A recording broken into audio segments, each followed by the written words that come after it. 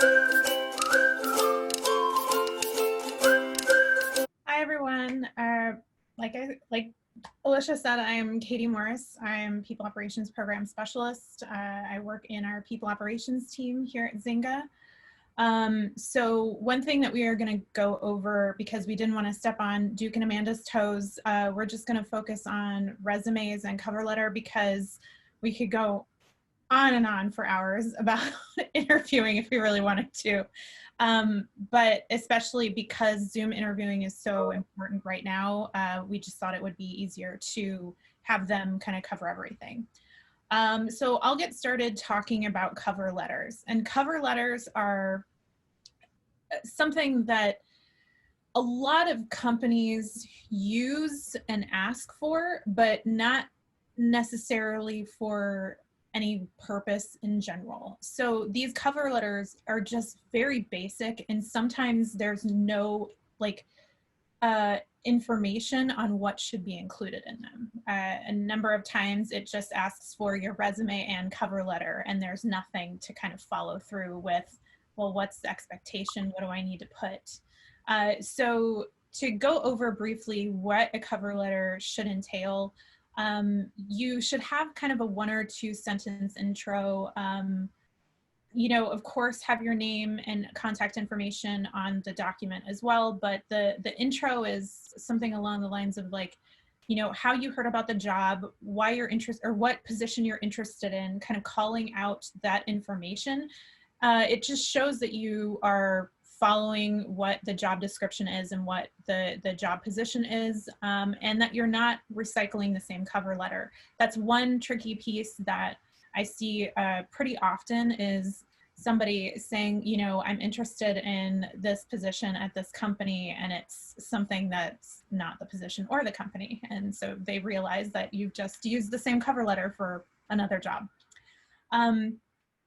And then you want to do a very, very brief overview of your previous work, maybe 2 to 3 sentences tops, something that aligns with the job description specifically. So when you're looking at this job description and you see that there are these key elements or pieces that kind of align with what you have done in the past, really focus on those and flesh those out. Let the company know that that's what you've worked on.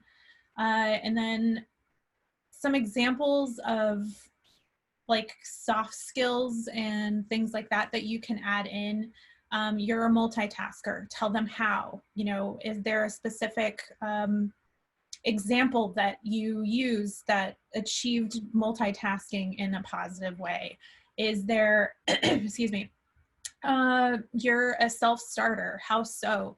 Kind of describing it in kind of a bullet point way to minimize the number of words that you're having to use, but also really showing them who you are. Definitely keep it short. We don't need a novella. There's no need to include everything under the sun or recycle your resume. That's what the resume is for. Think of this as a supplement to the resume. So highlighting your best points, but keeping it to like half a page or even 3/4 of a page tops. That's as long as you want. And display your personality. Let them know where your strengths are and where your culture at is, because on top of all of the duties and your background, they are also looking for a culture fit in general. You can go to the next slide, Alicia. So your resume. This is just kind of what you should consider when it comes to sections. Definitely include your contact info.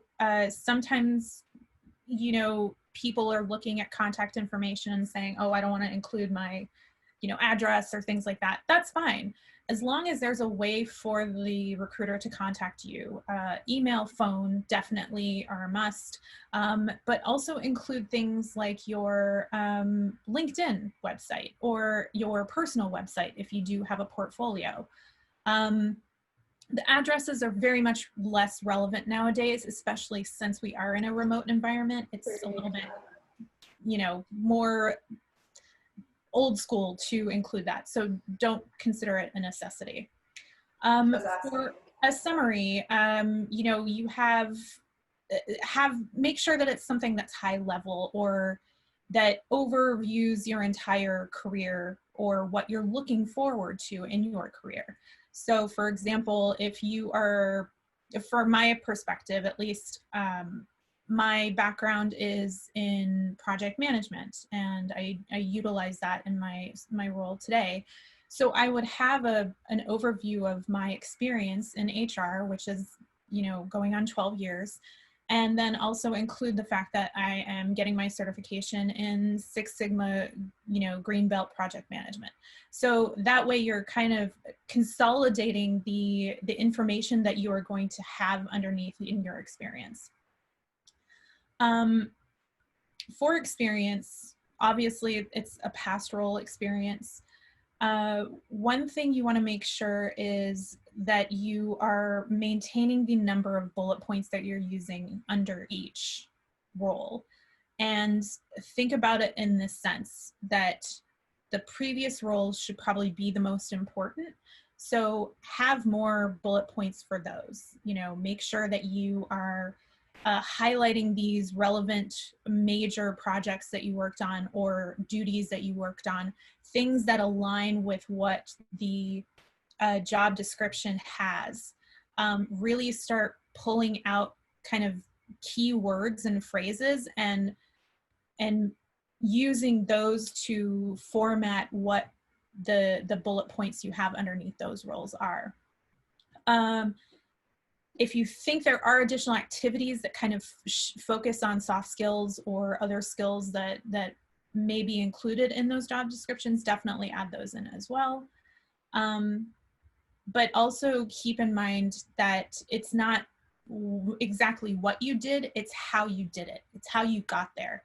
So while we're mapping out those duties underneath, make sure that you have a brief description. It shouldn't be it shouldn't even be a sentence of what you did, as in, you know, if you implemented a new tool, how did you do it? Implemented a tool by, and I'm thinking off the top of my head, so it may take a second. Implementing tool to, or by, you know, creating a spreadsheet to capture all risks involved, things like that, that you can really use to your advantage. For skills, this should be more of a list. It doesn't necessarily have to be a sentence. It can just list them out with a comma in between each one and call it a day. This includes both soft and hard skills, and also languages and tools as well. And then for education, this speaks for itself. It's just any kind of previous education, but also includes things like professional certifications, memberships, awards. Have you volunteered? Are you on the board, or do you participate in a social group within your current company or in a previous company? Have you attended conferences as a speaker? What have you done to kind of really highlight those skills plus education? And again, those things bring, like, kind of show that you will bring value to an organization because it shows that you have participated. One thing I do want to highlight too, references. So usually back in the day, people used to have 3 references on their resume, and it was like kind of a mandatory thing. That's not necessarily the case anymore. I don't really feel like you need to have that included, but if you'd like, you can add something along the lines of references are available upon request. And then you can go to the next slide and I'll hand it over to Jeff. Hey everybody, I'm Jeff. I am as Alicia said, I'm a senior recruiter here at Zynga. So I read resumes pretty much all day long. So I'm going to talk about formatting and structure. There's no, set format that you're supposed to use for a resume. It's pretty open to interpretation, but kind of a good rule of thumb is to make sure that your resume is clear and easy to read, right? Because as a recruiter, I'm reading tons of resumes a day. And if it's difficult and hard to read and hard to navigate and figure out what exactly is going on, it just makes my job harder. I might even just move on to another person that's clear and concise and, just jumps out at me. So you really want to kind of set your resume as a way to jump out at somebody who's reading it, and make sure that it's easy for them to understand what you've done. Some kind of key things here, you want to definitely bring out and highlight your key proficiencies. As Katie said, you could add a summary section. This is kind of a good area for you to kind of look at that job description, look at the requirements, and highlight the areas in your past experience that target those keywords and those key proficiencies that they're looking for. As Katie said, your relevant roles want to be up first, right? So, kind of starting, if you're looking at your work history, you want to start with your most recent role, typically, right? And tell me more about what you most recently done, and then go into your other roles behind that. Now, there are some cases where you might want to kind of jump industries or go into a different role that's not exactly what you've been doing, but you've done in the past. At that point, it's always good to kind of move that one up first in your list, right? So that you can kind of put your more relevant role in front of the recruiter or the hiring manager. The bullet points and descriptions are the best way to go about talking about what you've done in your role. Keep it clear and concise. Again, we want to know what you did and how you did it, right? Those are kind of the key points. Like if you increased revenue, I want to know how you did that. Did you start an email campaign to bring in more clients? And I also want to know the data behind it, right? Like how much percentage did you increase the revenue? Is it 10%, 5%? Give as much detail as you can within your descriptions of your work experience, but kind of keep it very concise. You don't want to fill it up with a lot of fluff that's just those long run-on sentences. Just kind of straight to the point is always a good rule of thumb. And then, of course, as you're doing it, grammar and double checking your work is pretty important here. You can't list a soft skill and say you have a good attention to detail, but then, you have several spelling mistakes, or there's your dates are incorrect. So always double check your resumes to make sure that the grammar, the punctuation, there's no run-on sentences, run it through spell check before sending it out to a potential job. Yeah, Alicia, you can go next. Yep. Here's some best practices. As Katie was talking about, and I was talking about, you customize the resume to the job. You definitely looking for a job is a job in itself, and every job you apply to, you need to tailor your resume to address the requirements for that job. Again, you can do that in the summary or in your work explanations of your most recent role. Really highlight those requirements that they're looking for. You want to make sure that, again, it's legible, it's easy to read, that it makes sense, like the sentence structure is correct, and that what you're trying to get across is easy to understand. Again, I'll use numbers and data to really back up those statements that you make, right, of what you've done. How did you do that? What are the numbers, the data behind it? And then, of course, always tell the truth. You want to tell your story. You want to keep it truthful and accurate. Does your resume match your LinkedIn profile?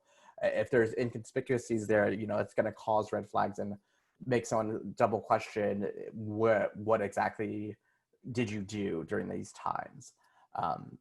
So tell the truth. There are times where you might have a gap in employment. You can put that on there if there's a reason behind it. If you're taking care of an ill family member, just put that on there. Tell your truth, tell your story. Again, some additional thoughts when creating a resume. Summary statement again I think is great, where you at the top of the resume to really kind of point out what you've done in the past that would make you a great fit for this role that you're applying for. It's also an easy way to kind of tailor your resume to those job requirements within a certain section.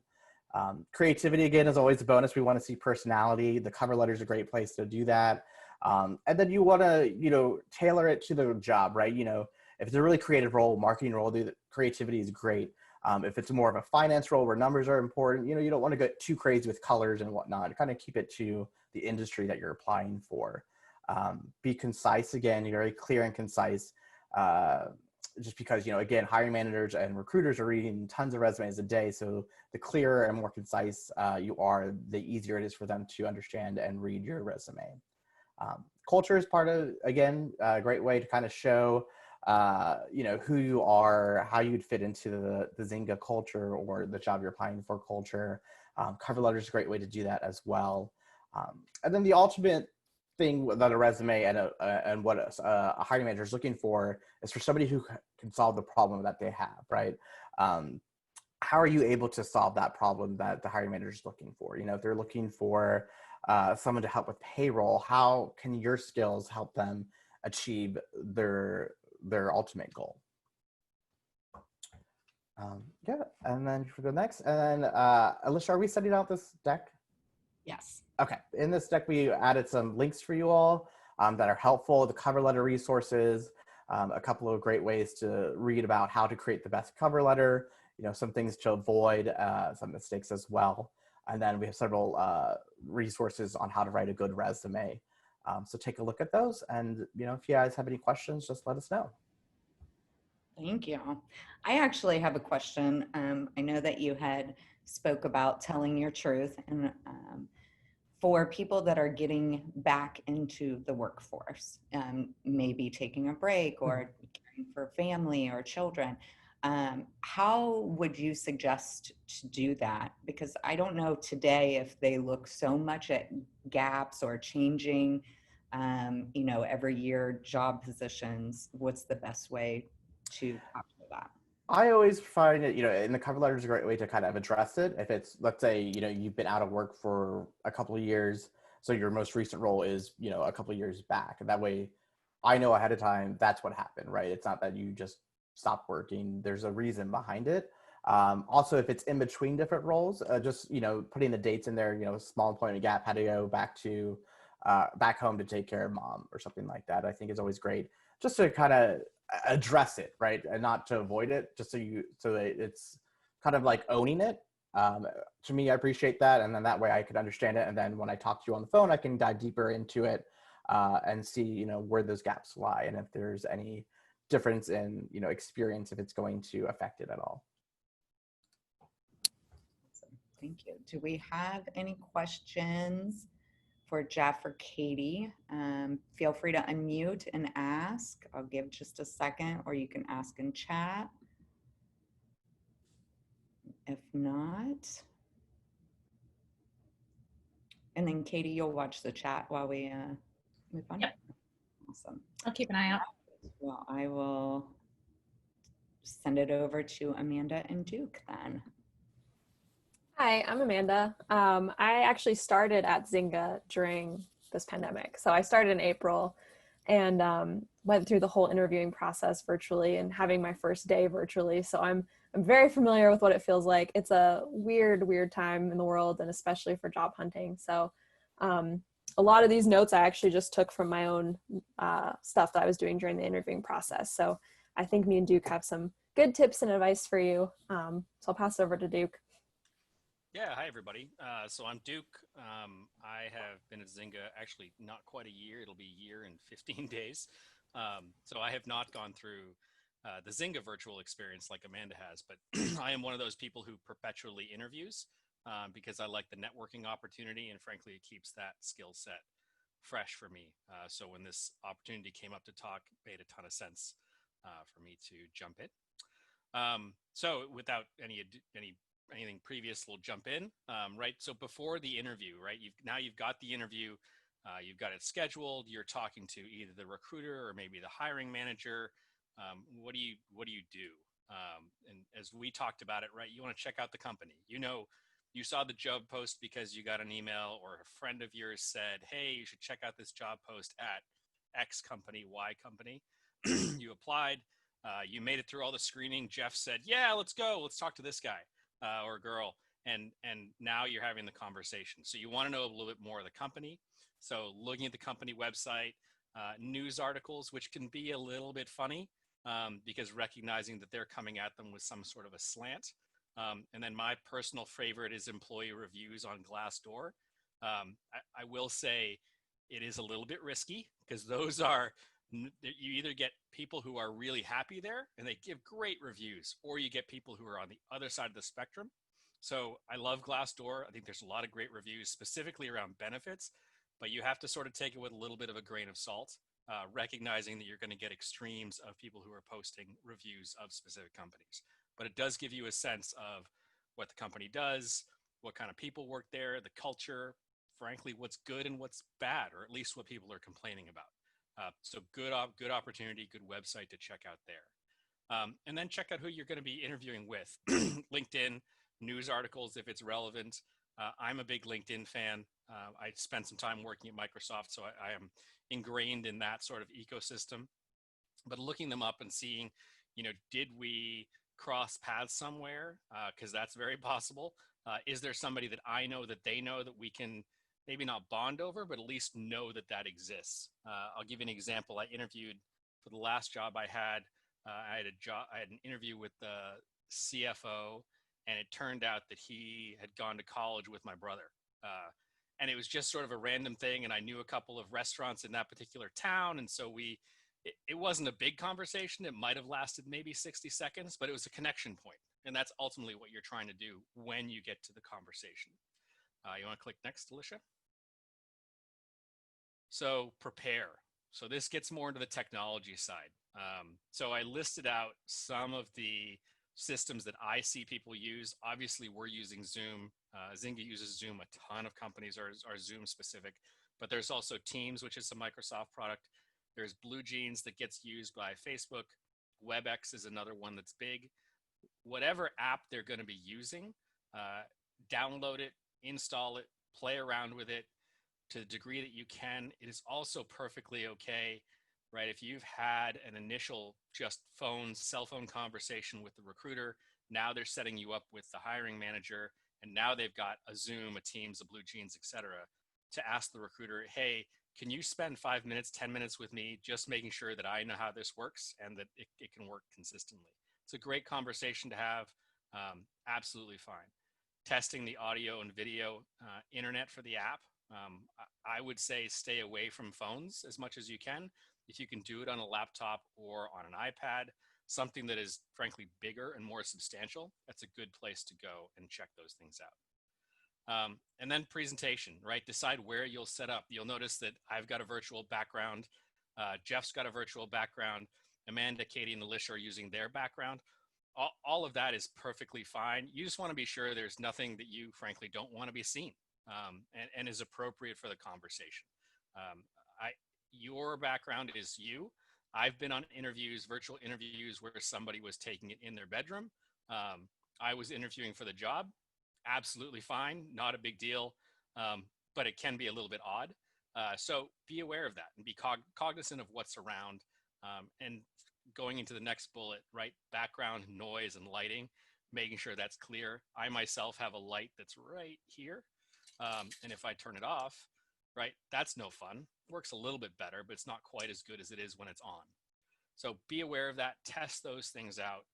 I am a fan of headsets. I like those better, less distraction versus having audio come through on a computer in one way or another. And then questions. We're going to talk a little about this in the next slide. Amanda's going to talk a bit more.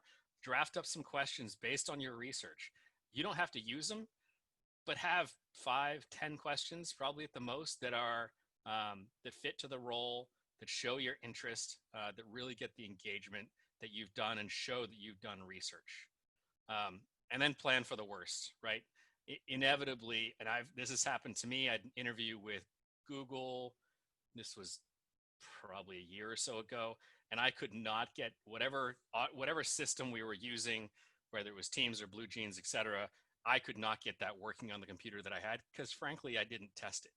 I could have done a better job of exchanging numbers, figure out an alternate way if things go south. And I think Amanda's going to take the next slide. Yeah, I think something I want to call it too, just building on the background thing. Like for me right now, I probably wouldn't do an interview in here because I have like some boxes, it's a little cluttered. Whenever I've interviewed, I've tried to pick a spot of my house that I'm comfortable in and that I like the look of it and I think reflects my personality too. Because it's like, there's so many things that you can do to showcase who you are during an interview. And even just your background, I think, is a big part of that. Even choosing a virtual background, something that really reflects your personality. But this slide is just a ton of questions. So I pulled this straight from my notebook when I interviewed at Zynga. One of the benefits of interviewing on Zoom is you can have a notebook or a piece of paper full of your questions, and it's not as awkward to reference it during the interview process. So I kind of split these up. On one side, you'll see it's kind of more about the company culture. So it's really helpful to ask, helpful to dig into what the company culture is, because as much as, you know, you want to be a good fit for the company, you also want to make sure that the company is a good fit for you, and that you're going to be happy there. So I like to ask, you know, what people enjoy about their jobs, if they've changed roles, if there's growth at the company, if people seem happy in what they're doing, the future of the company, where do they see things going in the future, the size, the culture. Kind of my barometer for culture is asking if people eat lunch together. I'm a very social person, so I like those aspects of like a company that's close together, people eat, it's very conversational. And then another one that's really important to me is asking if there's women in senior management positions.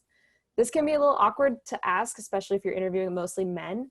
But if that kind of company culture is important to you, I think it's definitely worth asking to find out if it's the right fit. And then on the other side, I have questions that are more just about the role. So again, you kind of want to figure out if you're going to be good at this role, if you're going to enjoy it, and also you want to prove to them that you're the perfect person for it. So what attributes do you think that they have to be successful in this role? This helps the person who's interviewing kind of see that you're taking a proactive step to this, that you want to make sure that either A, you're going to be able to do these, you have these traits already, or B, that you're interested in growing into this position. What's the biggest challenge? I like this one a lot because it's very awkward to ask, okay, so what's the downside of this job? Like what, you know, it's hard to get that out of an interview without seeming a negative. So I like this question because it allows the interviewer to kind of open up about kind of the potential challenges and things that aren't necessarily listed in the job description. I also like to ask if someone was in the role before. I think it's helpful. Being the first person in a role can be really awesome and also kind of difficult. So it's nice to have that mindset beforehand. What does a typical day look like? Who does this role work with? These are all helpful questions, especially if you've been interviewing with people who the role will be working with. You kind of get a better idea of like who your coworkers are going to be. And then the last one, this is another one that's a little hard to ask, but what can you tell me about, you know, who your manager is going to be and their strengths? So this kind of gives the person who's interviewing to take a minute and kind of praise that person, and you kind of get to learn about their strong suits and what things they're really good at. I like doing this because then I can kind of see where my traits fit in and where I can help support that person. So it definitely, some of these questions can be tough to ask, but I don't think any of them paint you in a negative light. It's mostly just getting information for yourself as well as giving information to the company. If you want to click for next slide.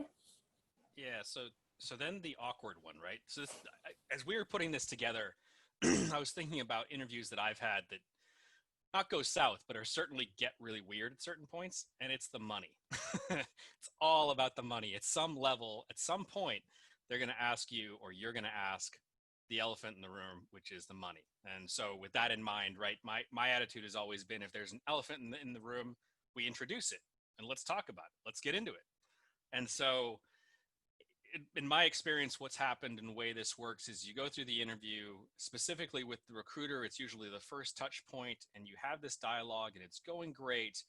And the last question that gets asked is, you know, what are you expecting from a compensation standpoint? And then it gets weird. I get awkward. I think everybody that I know just sort of clams up. All the research in the world, all of that, it's just weird. And so my method that I've sort of learned, frankly, in the last couple of interviews is they will ask you at some point, oftentimes before this happens, is, you know, do you have any questions for us? And we've got all these great interview questions. One of the questions you can ask them is, what's the compensation range you're looking to fill this role at? So instead of you having to react to that, you're sort of forcing them to have the conversation. And certainly you can get an answer that says, well, We haven't determined what the compensation range is. It's going to depend on experience, et cetera, but it allows you to be in the driver's seat of that conversation. And you certainly want to have a number or a range in mind. But I think it is a very good practice and lends itself really well, specifically with the recruiter who's most of the time having that conversation with you, to you having the driving seat of that conversation around money and compensation. That tends to work out really well. And then next slide. Yeah, so Amanda? Yeah, so during the interview, now you've done all this research, you've got your questions ready, and now you're actually there, you're sitting at your house, you're on Zoom. I think the most important thing is just to be yourself. So you want to make sure you're a good fit for the company and that the company is a good fit for you. So if you're being yourself and you can put that out there, you'll feel confident if you get it or not get it, that you did your best and you were true to yourself. I think it's important to dress like you're interviewing in person. So to me, that means picking something that I'm confident in, comfortable in. I'm not going to be fidgeting and messing with my clothes during it. Asking questions, hopefully you have those already all prepared, and taking your time with answers. So at least for me, my gut when I get asked interview questions is just like, just answer really quickly because I'm nervous. But it's really important to sometimes just take a breath, think about your answer, and answer in the best way possible. This one's a hard one. You have to be really intentional about taking a minute just to collect yourself. And then the last thing I wrote down was just remember, interviewers are human too. Might be someone's first time interviewing. It's awkward, it's nerve-wracking, it's scary. So you kind of have to be prepared to ask questions and get what you want out of the interview in the same way that they are. So if you're noticing they're not really asking me about my experience, bring it up. Kind of steer the interview in the way that you want it to go. Yep. So after the interview, right? So now you've had the interview, now you're waiting. And what do you do? So certainly follow up by email. I am a big believer in thank you notes, specifically over email, back to usually the recruiter who can then disseminate from there. Hey, please thank Jen and Alicia for their time. I know it's a pain to set up these interviews, and I appreciate them taking the time to make sure that I felt welcome when I came into my interview loop. That was really important that I've done before. And then add them on LinkedIn, right? Add them. They cannot accept it. That is absolutely fine. That's their prerogative, but you want that connection, right? You want to feel like you've made a connection. I would also say, if you don't feel like you've made a connection with that person, maybe don't add them with LinkedIn. Make a judgment call there, depending on what your connection point you felt there was.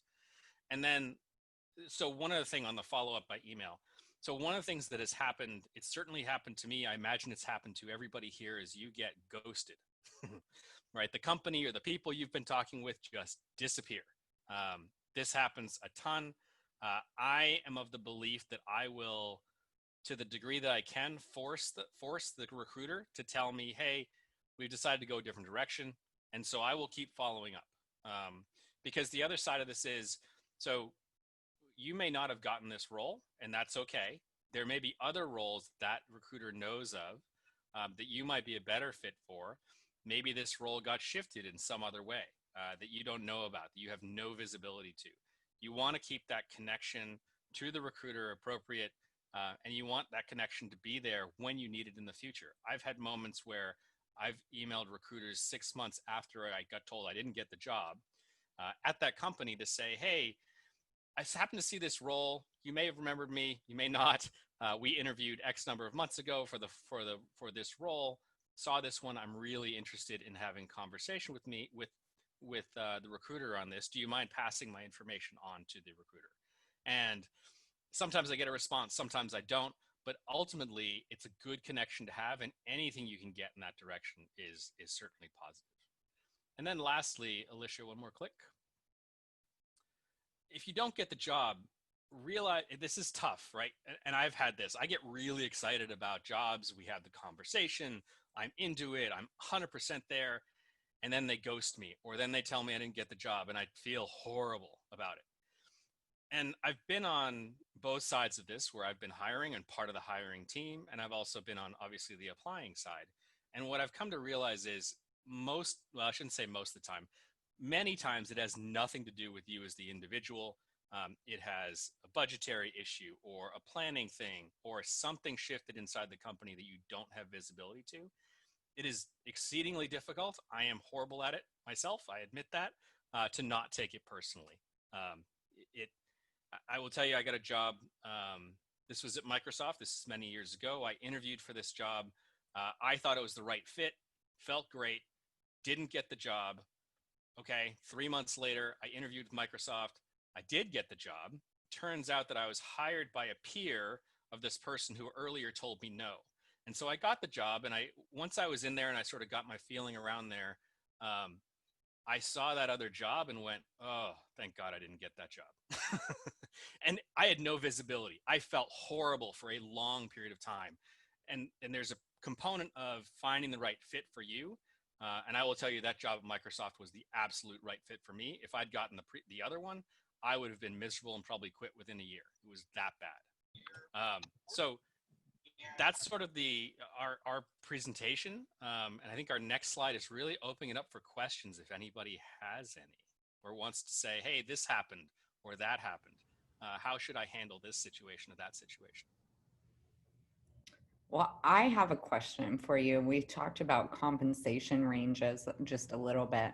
And I know with the studies that I've done, it's actually harder for women to ask for more money. I think it's awkward for anyone, but it's here's my proven past versus here's my proven potential point. Where would you suggest that people look for similar compensation ranges or what that position may be paying so that you're asking for an appropriate amount? I can start. Anybody else can jump in. Glassdoor is a good place to start from a range perspective. That being said, Glassdoor has led me astray a time or two, where I have had a number or a range in mind, and I've gone in, we've had the conversation, and they come back with, boy, that's not remotely close to it one way or the other. And that's been a bit odd, but it's a good place to start. I think the more research you can do around the role, specifically the title, the area, the locations, right? So being in Austin versus being in San Francisco has a difference. The more research you can do there, the better. And I think the more you can figure out how to, and Jeff might disagree, how you can get the recruiter to say, here's the range, right? If you can convince, that's the gold standard. If you can get them to say it, you're set. But that's sort of how I would approach. I think it's a good place to start is Glassdoor and just the internet research. But realize that range there are a lot of variables that go into that. Jeff, you want to add anything to that? Yeah, no, I was going to say Glassdoor is a great place to go. Their data is usually based off of people's self-claiming, right? So sometimes it could be a little skewed. Another good one is called payscale.com. They're pretty accurate as well. They'll give you one free kind of report. So that way, if you kind of have a set job that you're looking for in a set location, you can kind of run that free report and it'll give you a good range for the industry and city and location, right? And position itself. I just thought of one other thing, which is if you in your past or in your network have somebody who works in human resources, generally human resources or even maybe finance, and you can have a conversation with them around what the compensation range is there, that can help too, to give you a sense of what's going on from a pay scale. Yeah, I was about to say that because my brother constantly asks me. I'm like the go-to for my brother and a number of my friends who are just like, hey, I'm thinking about changing, like going into tech. I'm looking at this job. Can you like figure it out? And I'm just like, yeah, I could give you something, but I'm sure it's going to be somewhere in this range and this range, depending on a number of factors. But I think too, just from like the standpoint of, generally women don't ask for more money or have like kind of blocks to that. I struggle with this a lot. Whenever I'm job interviewing or even raises, I go back and forth on what I want to ask for. Cause I'm like, I deserve this, but no, maybe I should ask for less. I don't want to seem like too much. And in my experience, every time I've asked for a raise or a compensation for a company, I haven't been met with any issue. It's because I took that step and I put myself out there that I got rewarded for it, essentially. And I also can think about a lot of opportunities that I've thought of my male coworkers asking for insane things, and that, you know, whatever I'm asking for is going to be what I believe that I deserve. So I think it's just a mental thing of having to really do some soul searching and think about what you're doing and what is appropriate, and not getting in your head essentially about it. I just wanted to add, you always negotiate, right? Even if they can't make it higher, at no point will they ever say, we're not going to give you an offer anymore because you want more money. They'll just say, unfortunately, we can't go that high, right? So it never hurts to try. And then just always try, because you won't lose an offer by asking for more money or negotiating. And Alicia, we do have a question in the chat. And this is for everyone. What do you suggest we do if a recruiter doesn't get back within the time frame they said they would? That's a great question. You reach out to them. What you want an answer, or you want some feedback, just reach out to them. I talk to so many people a day, it could just slip my mind that I haven't reached out to you. So if you reach out to me, I know I always get back to you within if you email me, I'll respond to you, even if there's no update, right? But don't be scared to reach out to us. Just send an email, do a quick call, and we'll answer you. The good ones will, at least. Yeah, and just to add on to that too, you may be working with a recruiting coordinator sometimes to actually set up interviews. So if, let's say, the recruiter doesn't get back to you and you do a follow-up and they still haven't, returned your call or email, definitely reach out to the recruiting coordinator, because they can kind of nudge on the back end as well. I know that in companies like, Apple or Google, Facebook, those large companies, they tend to have, hundreds of recs that the recruiters are following along with, but they have specific recruiting coordinators that work directly with them that are kind of their admins to help them out. So that's also an option too. Awesome. That was a great question.